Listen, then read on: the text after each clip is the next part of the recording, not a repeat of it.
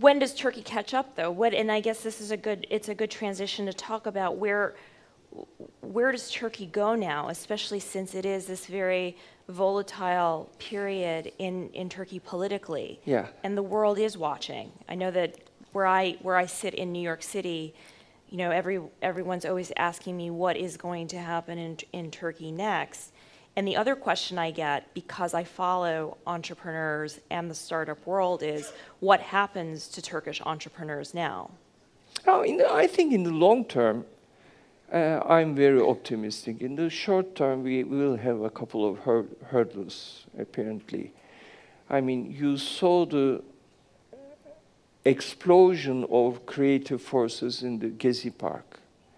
And that's still continuing, and that will continue. There will be always clashes between progressive and conservative forces, always. But I think the trend is generally with towards the dominance of the progressive, as long as you have a free market, of course. There will be always clashes. There will be always confrontations.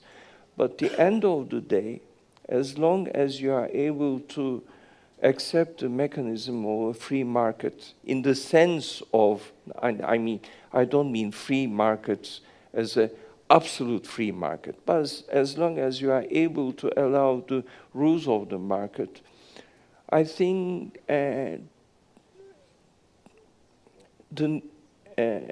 let's put it that way.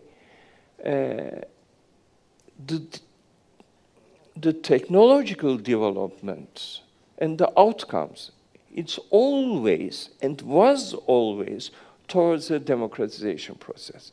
It's good for the consumer, it's good for the individual, it's good for the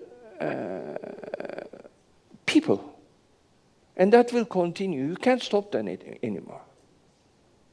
And it's always it's always towards the increase of the comfort zone of the single individual.